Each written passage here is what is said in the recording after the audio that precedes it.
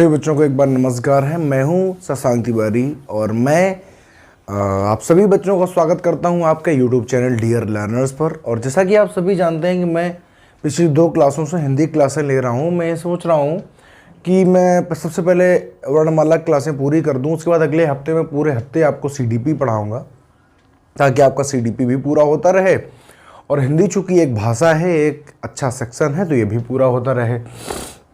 इसीलिए मैं आज आपको, कल मैंने स्वर ख़त्म कर दिया था। मैंने आपको स्वर में बहुत सारी बातें बताई अच्छी अच्छी, और मैंने ये भी कहा था कि आप सभी लोग उसको देखिए, समझिए, बूझिए, और अगर कुछ नहीं आता है तो कमेंट में उसको पूछिए, तो हम अगले वीडियो में उसको बताएंगे भी। तो किसी कोई क्वेरी तो नहीं आई, तो मैं ऐसा सोचता हूँ कि आप सबको बहुत बेहतर तरीके से समझ में आ गया होगा। आज जो हमारा चैप्टर है, आज जो हमारा जो पार्ट है वर्णमाला का, उसको वो है व्यंजन। तो हम व्यंजन में पढ़ेंगे और देखेंगे, समझेंगे। आप सभी लोग तैयार रहिए, बहुत ही बेहतर तरीके से व्यंजन को आज समझा जाएगा। ठीक है, चलिए देखिए।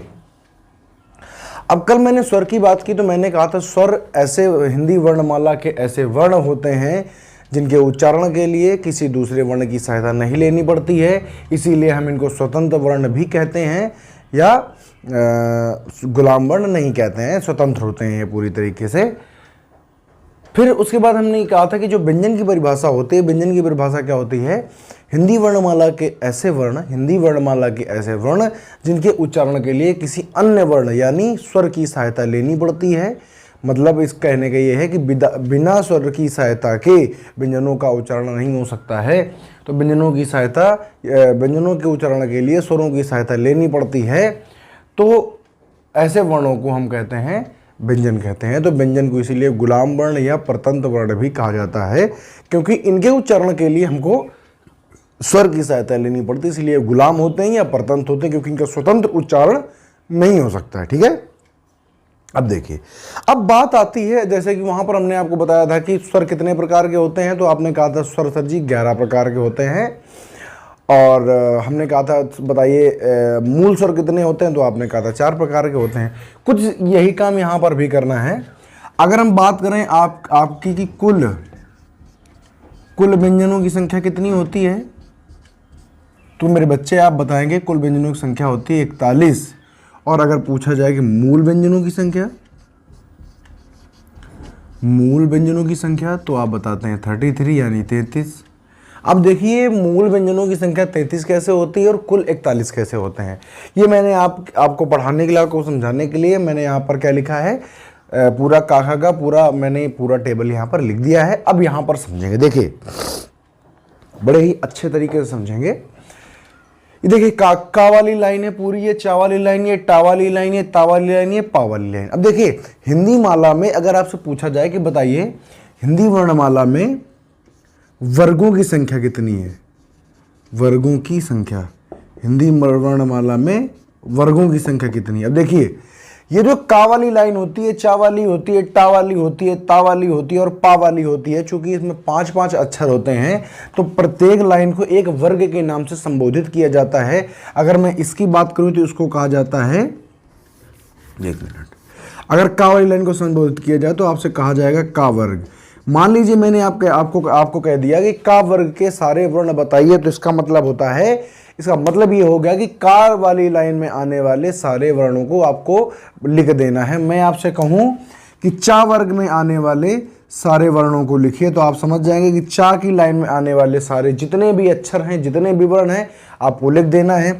ऐसे टा वाली लाइन को कहते हैं टा वर्ग, ता वाली लाइन को कहते हैं ता वर्ग, और पा वाली लाइन को कहते हैं पा वर्ग। अरे समझे कि नहीं समझे? और बाकी यारा लावा, ये पूरी लाइन सा तक नहीं होती है, जो हम लोग बचपन से पढ़ते आते हैं कि यारा लावा सा, तो सा नहीं होता है। ये तीनों सा अलग होते हैं, हा अलग होता है, और ये चारों अलग होते हैं, और ये अलग होते हैं। तो इसलिए अगर हम आपसे पूछें कि बताइए हिंदी वर्णमाला में, यहां पर लिखते जाते हैं, अगर हम पूछें बताइए हिंदी वर्णमाला में वर्गों की संख्या, तो प्यारे बच्चे आप तुरंत क्या बताएंगे, सर जी वर्गों की संख्या कितनी होती है? तो आप कहेंगे सर जी 5 होती है। कैसे? का वर्ग, चा वर्ग, टा वर्ग, टा वर्ग और पा वर्ग। अगर आपसे पूछे कोई या वर्ग होता है क्या, तो कतई नहीं होता है। क्यों नहीं होता है? क्योंकि ये जो सारे के सारे होते हैं इनको हम कहते हैं अंतस्थ व्यंजन। क्या कहते हैं? अंतस्थ व्यंजन कहते हैं। अब देखिए बात तो हो गई, चलिए वर्गों की बात हो गई। अब क्या होता है कि जैसे हिंदी वर्णमाला है और यहाँ पर हम किसी भी चीज़ का अगर उच्चारण करते हैं, अगर मैं का उच्चारण करता हूँ, का वाली लाइन का, चा वाली लाइन का, तो इनके उच्चारण के लिए विशेष एक हमारे मुख में एक स्थान नाम दिया गया है कि ये जो वर्ण है ये तालु से बोला जाएगा, चा वाली जो लाइन है ये कंठ से बोली जाएगी, टा वाली लाइन है। इस प्रकार से एक ना एक स्पेशल स्थान से ये चीज़ें बोली जाती हैं। इसलिए ये जो चीज़ें होती हैं, देखो अब चूंकि इतनी चीज़ें, इतने वर्ण, तो एक में है 5, तो 5 वर्ग में कितने होंगे? 25। तो ये जो 25 वर्ण होते हैं, चूंकि ये सारे के सारे किसके अंतर्गत बंधे हुए हैं? वर्गों के अंतर्गत बंधे हुए हैं। तो क्या इन 25 वर्णों को आप वर्गीय व्यंजन नहीं कह सकते हैं? बताइए, क्या आप इनको वर्गीय व्यंजन का नाम नहीं दे सकते? तो सर, तो आप कहेंगे सर बिल्कुल दे सकते हैं। क्यों नहीं दे सकते हैं भाई? हिंदी ये जो व्यंजन है, वर्णमाला में जो व्यंजन का पार्ट है, ये जो 5 लाइनें होती हैं, ये 5 लाइनों को हम वर्गों में संबोधित करते हैं। इसको का वर्ग, इसको चा वर्ग, टा वर्ग, ता वर्ग और पा वर्ग। जब इनको हम वर्ग से संबोधित करते हैं तो इसके अंतर्गत आने वाले शब्दों को क्या हम वर्गीय व्यंजन नहीं कह सकते हैं? इसलिए कह सकते हैं प्यारे बच्चों, क्योंकि ये जो वर्गीय व्यंजन होते हैं, तो ये 5 लाइनें होती हैं, चूंकि ये वर्गों में बंधी हुई हैं, इसलिए इनको हम वर्गीय व्यंजन भी कहते हैं। तो अगर आपसे पूछा जाए निम्न में से वर्गीय व्यंजन है और इन 25 में से कोई भी एक दे करके आ जाए, आराम से आप सही कर लेंगे। अब इनको वर्गीय व्यंजन के साथ साथ इनको स्पर्श व्यंजन भी, स्पर्शी व्यंजन भी कहा जाता है। स्पर्शी व्यंजन। स्पर्शी व्यंजन क्यों कहा जाता है? क्योंकि मैंने अभी अभी आपको बताया कि प्रत्येक जो वर्ण होता है, प्रत्येक जो अक्षर होता है, ये हमारे जिह्वा के, हमारे मुख के किसी न किसी स्थान से बोला जाता है। और स्थान से बोलने का मतलब है कि जीभ वहाँ पर उसको, इस पर जैसे तालु है तो जीभ ऊपर जाके तालु को टच करेगी। अगर कोई दंत वर्ण है तो जीभ आकर धात को टच करेगी। अगर कोई ओष्ठ वर्ण है तो पूरा काम ओठ करेंगे। ठीक है, तो इसलिए वहां से पता चलता है कि ये स्पर्शी व्यंजन होते हैं, वर्गीय। तो 2 नाम हो गए। ये जो 25 जो अक्षर होते हैं, या तो आप इनको स्पर्शी कहिए या तो आप इनको वर्गीय कहिए। तो क्वेश्चन आता है हिंदी वर्णमाला में वर्गीय व्यंजनों की संख्या, तो क्या लिखते हैं? 25 लिखते हैं। अगर पूछ लिया जाए स्पर्शी व्यंजनों की संख्या, पहले बच्चे तब भी आप क्या लिखेंगे? 25 लिखेंगे। देखिए ये एक एक चीज़ें तैयार करते जाइए, ये चीज़ें आपको बहुत काम आने वाली हैं। वर्गीय व्यंजनों की संख्या 25, स्पर्शी व्यंजनों की संख्या 25, क्योंकि इन्हीं 25 को हम वर्गीय भी कहते हैं, इन्हीं को हम स्पर्शी भी कहते हैं। ठीक, अब आगे चलिए। देखिए अब ये जो यारा लावा है, इसको हम कहते हैं अंतस्थ। क्या कहते हैं? इसको हम कहते हैं अंतस्थ व्यंजन। अब देखिए अंतस्थ व्यंजन क्यों कहते हैं? देखिए जब यारा लावा आप बोलते हैं, या रा ला वा, जब आप इनको बोलते हैं तो अंतस्थ व्यंजन इसलिए होते हैं क्योंकि जो इनका जो उच्चारण होता है वो हमारे क्या होता है? वो हमारे अंदर से आता है। अंतस्थ का मतलब होता है वो उनका उच्चारण, या रा ला वा, इसका मतलब जो उच्चारण जो अंदर से आता है उसे कहते हैं अंतस्थ। और ये जो लिखे हुए हैं इनको हम कहते हैं ऊष्म व्यंजन। अब इनको ऊष्म क्यों कहते हैं? कहते हैं कि इनको बोलते समय जब हम सा बोलते हैं, सा, जब हम तीनों सा बोलते हैं, हा बोलते हैं, तो कहते हैं हमारे अंदर जो प्राणवायु होती है वो रफ्तार से बाहर निकलती है, प्राणवायु में जोर पड़ता है, ऊष्मा बाहर निकलती है। जैसे मैंने कहा या सा, तो सा बोलने में जो अंदर की जो प्राणवायु होती है, जो ऊर्जा होती है, जो ऊष्मा होती है, वो बाहर निकल के आती है। इसीलिए इनको हम कहते हैं ऊष्म व्यंजन। समझ गए? तो अब जैसे कि मैंने आपको बताया था कि मूल व्यंजनों की संख्या होती है 33। तो मेरे प्यारे बच्चे, यही जो मेल व्यंजन होते हैं, ये जो वाले जो व्यंजन आपके लिखे हुए हैं, इन्हीं को हम कहते हैं मूल व्यंजन। बाकी ये वाले होते हैं, ये सब मूल व्यंजन के अंतर्गत नहीं आते हैं। तो अब बताइए मूल व्यंजन कितने हो गए? एक तो ये वाले हो गए थे 25, और प्लस अंतस्थ हो गए 4, और प्लस ऊष्म हो गए 4, तो कितने हो गए बताइए? तो आपके हो गए 33। तो 33 मूल व्यंजन कैसे होते हैं? तो आप समझ गए कि 25 वर्गीय, और उसके बाद में 4 अंतस्थ, और फिर क्या हो गए? 4 ऊष्म हो गए। अब देखिए क्वेश्चन यहां से कैसे आता है। आपसे संख्या पूछी जाती है, आपसे पूछेगा अंतस्थ व्यंजनों की संख्या, तो आप मेरे प्यारे बच्चे क्या बता देंगे? आप बता देंगे कि होती है 4। अगर आपसे पूछा जाए ऊष्म व्यंजनों की संख्या, तब भी आप प्यारे बच्चे बता देंगे कितनी? 4। तो इन सब चीज़ों को धीरे धीरे आप याद करते रहिए कि इनको क्या कहा जाता है, इनको क्यों कहा जाता है, ठीक है? याद रखेंगे ना? ठीक है, देखिए आगे। फिर आगे हम बात करते हैं छात्रा और ज्ञा की। अगर बच्चे हम इनकी बात करें तो इनको सबको मिलाकर कहा जाता है संयुक्त व्यंजन, या इनको कहते हैं संयुक्त अक्षर। अब चाहे इनको आप संयुक्त अक्षर कह लीजिए तो संयुक्त अक्षर कह लीजिए मिला के, और चाहे आप इनको संयुक्त व्यंजन कह लीजिए। अब देखिए, अभी मैंने पिछले आपको पढ़ाया था संयुक्त या मिश्रित, ध्यान करिए, मिश्रित स्वर या संयुक्त स्वर। हमने कहा था कोई चीज को मिश्रित और संयुक्त आप तभी कहते हैं जब वो 2 या 2 से अधिक स्वरों या व्यंजनों से मिलकर के बना हो। यही बात तुमने बताई थी, तो आप कहेंगे बिल्कुल सर आपने यही बात हमको बताई थी, ठीक है। अब जब मैंने आपको ये बात बताई थी तो आप यहाँ पर ये भी जानते होंगे कि जो छा, त्रा, ग्रा और स्रा है ये 2 या 2 से अधिक व्यंजनों से मिलकर के बना होगा। तो अब हम देखते हैं कि ये किससे मिलकर के बना। जो छा होता है आधा का और प्लस खटकोड़ वाली सा से मिलकर बना होता है। जो त्रा होता है आधा ता और पूरी रा से मिलकर के बना होता है। ये जो ज्ञा है ये जा और यहाँ से मिलकर बना होता है। ये जो स्रा है ये सीटी वाली सा और रा से मिलकर के बना होता है। तो अब देखिए, ये एग्जाम का बड़ा एक फेमस क्वेश्चन होता है कि निम्न में से छा बना होता है, निम्न में से छा छत्री जो है ये बना होता है का प्लस सा। तो बहुत बार क्या करते हैं लोग, इसको पूरा कर देते हैं और इसको आधा कर देते हैं, लिख देते हैं पूरा का प्लस आधा सा, जो कि गलत है पूरी तरीके से। आधा का होता है प्लस पूरा सा होता है, त्रा में आधा ता होता है पूरा रा होता है, ज्ञा में आधा जा होता है पूरी इया होती है, स्रा में आधा सा होता है और पूरा रा होता है। इस बात को आपको बहुत अच्छी तरीके याद रखना है। अच्छा, इसको हम एक तरह से और लिख सकते हैं। देखिए, मैंने वहां पर आपको बताया था, नहीं बताया तो सुन लीजिए। अगर जैसे कोई व्यंजन है, मैंने कहा था कि व्यंजन जो होते हैं, जो व्यंजन होते हैं, इनको आप बिना स्वरों की सहायता से नहीं बोल सकते हैं। तो मान लीजिए अगर आप किसी व्यंजन से आपने स्वर को निकाल लिया, जैसे ये देखो एक कोई व्यंजन लिखा हुआ है का, ये का और आ है। अगर हम कहें कि इससे आप क्या निकाल लीजिए, तो इससे अगर आप व्यंजन निकाल लें, स्वर निकाल लें, तो अगर किसी व्यंजन से स्वर निकाल लिया जाता है तो मेरे प्यारे बच्चों कैसे बचता है? वो आधा बचता है। अगर का में आ चुक के जुड़ा हुआ है, तो अगर का से आप छोटा आ जुड़ा है, अगर आप इससे छोटा आ निकाल लें, का प्लस आ, तो ये जो छोटा आ जब निकाल लेंगे तो व्यंजन कैसा बचेगा? आधा बचेगा। तो ये देखो, ये जो सा लिखा हुआ है, खटकोड़ वाला जो सा लिखा हुआ है बच्चे, ये कैसा लिखा हुआ है? ये पूरा लिखा हुआ है। अगर आप इससे इसका स्वर निकाल लो, अगर इस सा से अगर इसका आप स्वर निकाल लो, तो सा कैसा बताइएगा? तो आप कहेंगे सर जी सा बचेगा आधा। तो इसका देखो दूसरा चक्कर ऐसा भी लिख सकते हैं, का प्लस सा और प्लस आ। ऐसे इसको क्या लिख सकते हैं? ता प्लस रा प्लस आ।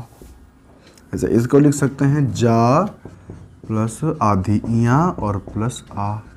ऐसे इसको लिख सकते हैं सा प्लस रा प्लस आ। देखिए, समझिए, फिर से एक बार समझिए। मैंने ये कहा है कि इसका एक्चुअली तो होता है, अगर छा को हम कहेंगे ये वाकई कैसे बनता है, तो आधा का और प्लस पूरा सा से बनता है। लेकिन चूंकि हम इसको, और ये एग्जाम का पैटर्न अब ये हो गया है, एक बार एग्जाम में आया था तो किसी ने ध्यान ही नहीं दिया, सबने पूरा का और प्लस आधा सा लगा दिया, जो कि गलत हो गया है। अगर ऐसे आता है, हमने यहाँ पर किया इतना है कि अगर किसी भी स्वर से अगर आप व्यंजन बाहर कर दोगे तो वो जो स्वर होता है वो आधा रह जाता है।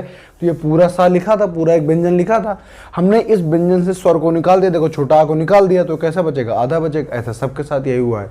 तो अगर आपसे पूछा जाए बताइए संयुक्त व्यंजनों की संख्या या संयुक्त अक्षर की संख्या कितनी होती है, तो आप कहेंगे 4। अब देखिए, ये दो वर्ण लिखे हुए हैं, इनको हम कहते हैं आगत वर्ण, आगत वर्ण या आगत व्यंजन, सॉरी वर्ण, आगत, एक मिनट, आगत व्यंजन या पहले बच्चे कहते हैं ग्रहीत व्यंजन। देखिए, अब ये जो जा और फा लिखा हुआ है इसको कहते हैं जा और इसको कहते हैं फा। जैसे जमाना और फशाने, फा और जा। अब ये जो फा और जा हैं इनको आगत व्यंजन और ग्रहित व्यंजन क्यों कहते हैं? देखिए हमारे यहाँ पहले बहुत दिन तक मुस्लिम राज करते रहे और फिर उसके बाद में अंग्रेज राज करने आ गए। तो जब हमारे यहाँ मुस्लिम राज करते रहे तो उन्होंने अपनी अरबी और फारसी भाषा को भारत में बहुत ज़्यादा फैलाने का काम किया। तो ये जो जा और फा हैं अरबी फारसी भाषा के क्या हैं? स्वर हैं। देखिए कोई भी अगर सल्तनत, कोई भी अगर हुकूमत बहुत दिन तक हमारे ऊपर राज करती है और उसके बाद वो अगर चली भी जाती है तब भी अपने कुछ निशान हमारे ऊपर छोड़ जाती है। तो ये जो जा और फा हैं इनको आगत व्यंजन इसलिए कहते हैं क्योंकि ये विदेशी भाषा से आए हैं। जो आया होता है उसको आगत कहते हैं। और ग्रहित इसलिए कहते हैं क्योंकि अगर आया तो हमने क्या किया, ग्रहित का मतलब है हमने उसको ग्रहण कर लिया। तो जा और फा को आगत के इसलिए कहते हैं क्योंकि विदेशी भाषा से आए हैं तो आगत व्यंजन हो गए, और ग्रहित इसलिए कहते हैं क्योंकि विदेशी भाषा से ग्रहण किए गए हैं तो ग्रहित व्यंजन हो गए। ठीक, अब ये देखो दो लिखे हुए हैं, ये दो, तो इनको हम कहते हैं उत्क्षिप्त व्यंजन, या इनका दूसरा नाम होता है ताड़नजात व्यंजन। चाहे आप इनको कह दो उत्क्षिप्त और चाहे इनको कह दो आप ताड़नजात। अब ये क्या होते हैं? वैसे ही होते, देखो डा और ढा लिखा हुआ, तो डा और ढा को जोर देने के लिए, जैसे डा और ढा, तो इनको उत्क्षिप्त, उत्क्षिप्त का मतलब होता है फेंका गया। क्या होता है? फेंका गया। तो जब इनको बोलते हैं तो ऐसा लगता है कि व्यंजन को हमने निकाल के अपने जबान से बाहर फेंक दिया है, इसलिए इनको कहते हैं उत्क्षिप्त। और ताड़नजात इसलिए कहते हैं क्योंकि हमको ऐसा लगता है जैसे मैंने ताड़ के कहीं मार दिया और ढ, इसलिए इनको उत्क्षिप्त या ताड़नजात कहते हैं। इस प्रकार से ये हो गया 25, और 25 और 4 सॉरी ये हो गया 33, और 33 और 4 37, और 37 और 4 41। इस प्रकार से कुल व्यंजनों की संख्या होती है 41। मूल व्यंजनों की संख्या कितनी होती है? 33। अगर हम कहें अंतस्थ व्यंजनों की संख्या कितनी होती है तो आप कहेंगे 4। हम कहें ऊष्म व्यंजनों की संख्या कितनी होती है तो आप कहेंगे 4। हम कहें वर्गीय व्यंजनों की संख्या कितनी होती है आप कहेंगे 25। हम कहें हिंदी भाषा में वर्गों की संख्या कितनी होती है आप कहेंगे 5।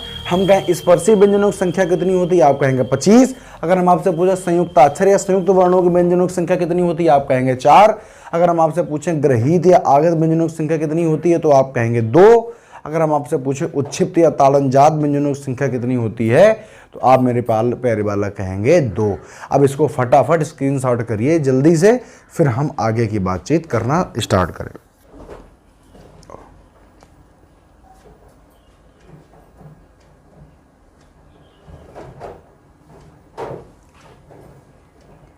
कर लिया? चलिए देखिए आगे।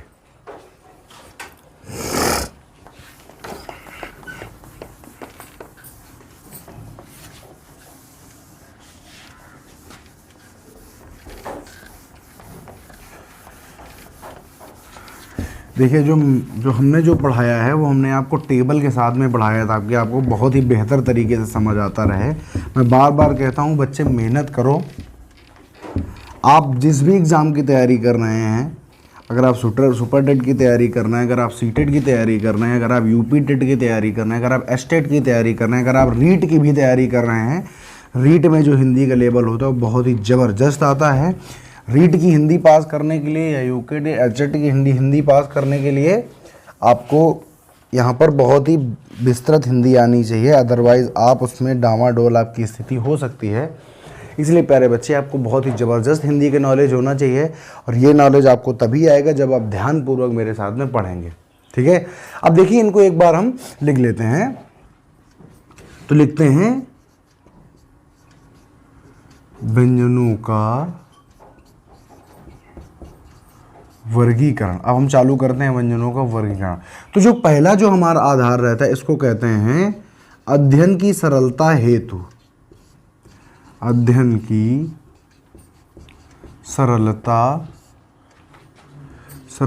हेतु, अध्ययन की सरलता हेतु व्यंजन के भेद, व्यंजनों के भेद। अब देखिए बच्चे मैं आपको बता दूं, मैंने अभी आपसे क्या कहा था? मैंने अभी आपसे कहा था कि जो कुल व्यंजन होते हैं वो कितने होते हैं? कुल व्यंजन जो होते हैं वो तो होते हैं 41। लेकिन अगर आपसे पूछा जाए कि मूल व्यंजन कितने होते हैं तो वो होते हैं मेरे भैया 33। तो आप अब मुझे बताओ, आप जो क्लासिफिकेशन करोगे, आप जो डिवाइडेशन करोगे वो किस पे करोगे? तो आप कहेंगे सर वो हम 33 पे करेंगे, ना कि हम 41 पे करेंगे, क्योंकि हमारा सारा का सारा जो भी डिवाइडेशन होता है, जो भी वर्गीकरण होता है, वो मूल पर होता है, कभी कुल पर नहीं होता है। ठीक है, क्योंकि जो मिश्रित होते हैं उनको आप कभी भी किसी भी चीज़ में डिवाइड नहीं कर सकते हैं। तो आप किसके डिवाइड करेंगे? तो आप मूल के केवल डिवाइड करेंगे, मूल व्यंजनों का। तो अगर यहाँ पर अध्ययन की सरलता है तो देखा जाए तो पहला हम क्या कर लें, पहला हम लिख लें स्पर्शी व्यंजन या वर्गीय व्यंजन, क्योंकि वर्गीय को ही तो स्पर्शी कहा जाता था। इनकी संख्या कितनी होती है? व्यंजन पूरा लिख लो भैया आगे, व्यंजन। दूसरा अंतस्थ व्यंजन, अगला ऊष्म व्यंजन। ठीक, अब आप लोग खुद ही बताएंगे, बताइए मुझे कि स्पर्शी व्यंजन वर्गीय व्यंजन की संख्या कितनी होती थी? तो आप कहेंगे सर जी 25 होती थी। अगर हम कहें अंतस्थ व्यंजनों की संख्या तो आप कहेंगे सर जी 4 होती थी। अगर हम कहें ऊष्म व्यंजनों की संख्या तो आप कहेंगे सर जी 4 होती है। और ये मिलाकर कितने हो जाते हैं? ये मिलाकर हो जाते हैं 41। अब देखिए जो इसका जो अगला प्रकार है, जो जिसको हम अगले प्रकार में इसको हम वर्गीकरण करते हैं, तो अगला प्रकार हम कहते हैं कंपन या घोष।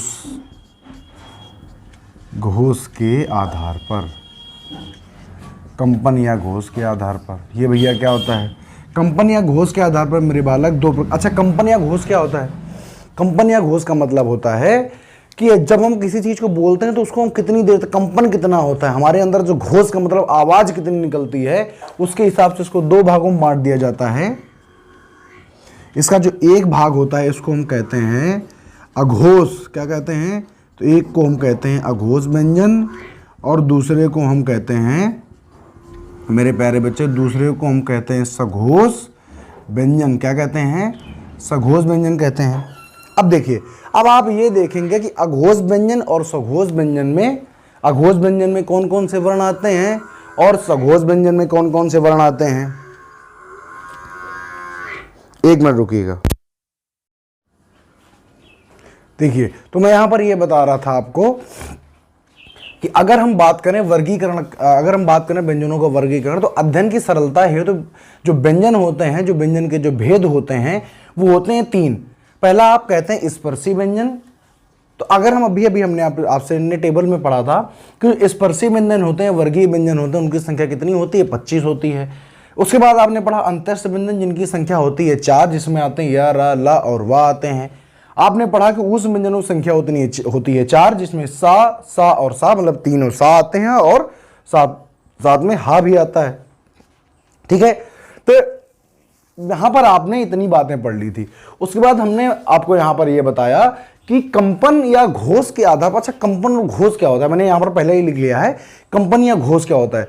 कंपन या घोष का मतलब होता है कि जब हम किसी चीज को बोलते हैं, जब हम किसी शब्द को बोलते हैं, जब हम किसी अक्षर को बोलते हैं, तो बोलने में हमारे जो मुख से जो प्राणवायु निकलती है उसमें कंपन कितना होता है, कितनी जोर से निकलती है, कितनी धीरे से, उसको कहते हैं कंपन।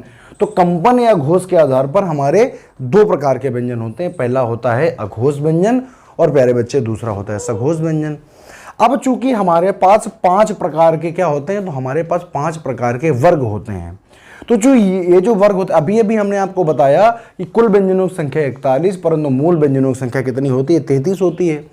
तो जो वर्गीकरण करना है प्यारे बच्चों, वो हमको 33 पे करना है, हमको 41 पे नहीं करना होता, हमको कुल पे काम नहीं करना होता है, हमको काम करना होता है जो मूल होता है। आप डिवाइडेशन या आप वर्गीकरण उन्हीं का कर सकते हैं जो मूल है, आप कुल का वर्गीकरण नहीं कर सकते और ना ही आपको करना होता है। तो अगर यहां पर हम कंपन या घोष के आधार पर देखें तो होता है अघोष व्यंजन और सघोष व्यंजन। तो प्रत्येक वर्ग, अब देखिए अघोष का मतलब होता है ऐसे व्यंजन जिनको बोलते समय हमें कम कंपन करना पड़े, अंदर से कम ताकत लगानी पड़े, घोष हमारा कम निकले, उनको कहते हैं अघोष। आ और घोष का मतलब कंपन, आ का मतलब नहीं। अब देखिए इसमें कौन कौन से आते हैं। तो सबसे पहले हम प्रत्येक वर्ग को देखते हैं। तो प्रत्येक वर्ग का प्रथम व द्वितीय वर्ण क्या आता है? प्रत्येक वर्ग का प्रथम व द्वितीय वर्ण आता है किसमें? अघोष में। तो बताओ प्रथम व द्वितीय क्या होगा? तो प्रथम व द्वितीय होगा का खा, चा छा, ट ठा, ता था और पाफा। क्योंकि हमारे वर्ग कितने होते हैं? 5। का वर्ग, चा वर्ग, टा वर्ग, ता वर्ग और पा वर्ग। तो अगर हम बात करें कि प्रत्येक वर्ग का प्रथम व द्वितीय जो वर्ण आएगा कहां से आएगा, कौन कौन होंगे, तो ये होंगे। उसके बाद में अगर बात करें हम ऊष्म अंतस्थ की, तो जो ऊष्म व्यंजन होते हैं प्यारे बच्चे, जो ऊष्म व्यंजन होते हैं सा और हा होते हैं, परंतु हा को यहां से हटा करके हम शामिल कर लेते हैं अपने सघोष व्यंजनों में, ठीक है। तो इसलिए हमने हा को हटा दिया, तो जो तीनों प्रकार के जो सा होते हैं वो कहां शामिल होते हैं, अघोष में शामिल होते हैं। और ये जो फा व्यंजन होते हैं, हमने अभी अभी आपको बताया था कि जो फा और जा होते हैं इनको कहते हैं आगत व्यंजन या ग्रहित व्यंजन। तो इसलिए आगत या जो ग्रहित व्यंजन है वो यहाँ पर इस पे शामिल कर दिया जाएगा। लेकिन अगर बात हम करें कि बताइए अघोष व्यंजनों की संख्या कितनी होती है, तो आप कभी भी इस फा को शामिल नहीं करेंगे, संख्या में आप नहीं गिनेंगे, क्योंकि अभी अभी मैंने कहा है कि जो आप जो वर्गीकरण करेंगे वो प्यारे बच्चे वो करेंगे मूल व्यंजनों का, और जो फा होता है ये कभी भी मूल व्यंजनों की संख्या में नहीं आता है। तो यहाँ पर हम अगर पूछे कि बताइए अघोष व्यंजनों की कितनी संख्या होती है, तो आप गर्व से बताएंगे 13 होती है, और इसको रट के रखिए, याद करके रखिए। फिर उसके बाद जो दूसरा पार्ट आता है उसको कहते हैं सघोष व्यंजन, और इसी को कहा जाता है घोष। आपसे एग्जाम में पूछा जाए सघोष व्यंजनों की संख्या, तब भी आप बताएंगे 31। आपसे पूछा जाए घोष व्यंजनों की संख्या, तब भी आप बताएंगे 31। अब देखिए इसमें प्रत्येक वर्ग का प्रथम व द्वितीय तो आ गया था, अब इसमें कौन कौन सा आएगा, तो जो बचा तो तीसरा चौथा पांचवा बचा है। प्रत्येक वर्ग का तृतीय चतुर्थ और पंचम या तीसरा चौथा और पांचवा वर्ग वर्ण बचा। देखिए का वर्ग है, तो अगर हम बात करें का वर्ग की, तो कार में है का, खा, गा, घा और अंगा, ऐसे सभी में होते हैं। तो ये जो पहले के जो दो थे वो चले गए किसमें, इसमें चले गए, तो बचे कितने, 3। तो 3 कहाँ जाएंगे, तो उधर चले जाएंगे। तो इसलिए प्रत्येक वर्ग का तीसरा चौथा और पांचवा। अब इसमें मैंने इसलिए इसको नहीं मेंशन किया है क्योंकि या तो हम लिखते रहें कि गा हो गया, घा, अंगा, या तो हम ये लिखें। इतने तो आप लोग समझदार हैं, ककारा तो आपको आता ही है, तो आप समझ जाएंगे का, गा, घा, अंगा, का, घा, अंगा इसमें आ जाएगा। तो प्रत्येक वर्ग का तीसरा चौथा पांचवा वर्ण। उसके बाद में यहाँ पर देखो सा चले गए, तो सारे बचे क्या थे, तो बचा था हमारा अंतस्थ व्यंजन जो कि यारा लावा है, और हा यहाँ पर हमने शामिल नहीं किया है, यहाँ पर हमने कर दिया यारा लावा और हा को शामिल कर दिया, प्लस समस्त स्वर। अगर आपसे पूछा जाए बताइए जो सारे स्वर होते हैं वो कैसे होते हैं, तो आप कहेंगे जो समस्त स्वर होते हैं, जो सारे स्वर होते हैं वो कैसे होते हैं, वो होते हैं सघोष या घोष वर्ण होते हैं। इसलिए अगर हम बात करें तो हो गया 5 में अगर 3 का मल्टीप्लाई करें तो होता है 15, और 15 और 5 20, और 20 और 11 स्वर कितने होते हैं, 11। तो 20 और 11 क्या हो जाएगा, तो 20 और 11 प्यारे बच्चे हो जाएगा 31। तो यहाँ पर हमारे जो संख्या हो जाएगी वो कैसे हो जाएगी, 31 हो जाएगी। बताइए सभी को समझ में आया कि नहीं आया। तो आज के लिए इतना ही रखते हैं, आप फटाफट इसका एक बार स्क्रीनशॉट ले लीजिए।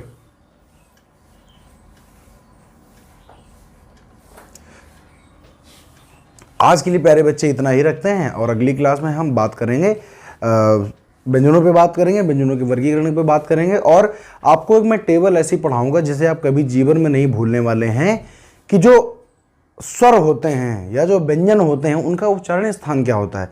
स्वर और व्यंजन को हम एक साथ मिलाकर पढ़ाएंगे कि उनका उच्चारण स्थान आखिर होता क्या है, मुख के या हम कह दें कि मुख जीवा के किस स्थान से बोले जाते हैं, वो भी बात मैं आपको बताऊंगा। अभी के लिए इतना ही रखते हैं। मेरा ऐसा भरोसा है आपको बहुत अच्छा समझ में आया होगा।